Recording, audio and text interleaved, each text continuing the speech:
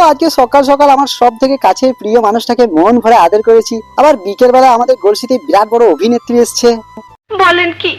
সকাল 7:25 ঘুম থেকে উঠে হালকা করে আমার প্রিয় মানুষটাকে দেখছি, যাকে এত ছোট এনেছিলাম সে আজকে কত বড় হয়ে যাচ্ছে। তবে একটা কথা সত্যি, জীবনে যদি আমার এই পুরা কপালে কোনো গার্লফ্রেন্ড জুটে না, তবুও আমি তাকে এই কথাটাই বলবো যে আমি তোমার থেকে আমার এই প্রিয় মানুষটাকে মানে পাখিটাকে বেশি ভালোবাসি। হালকা করে আদর করে বন্ধুর সাথে একটু ঘুরে ঘুরে করে বিকেল বেলায় হঠাৎ করে দেখি আমাদের গলসিতে বিশাল বড় টিএমসি র্যালি এসছে। এত বড় টিএমসি র্যালিতে কিন্তু আমাদের বাংলার বিখ্যাত অভিনেত্রী ছিলেন জুন মালিয়া।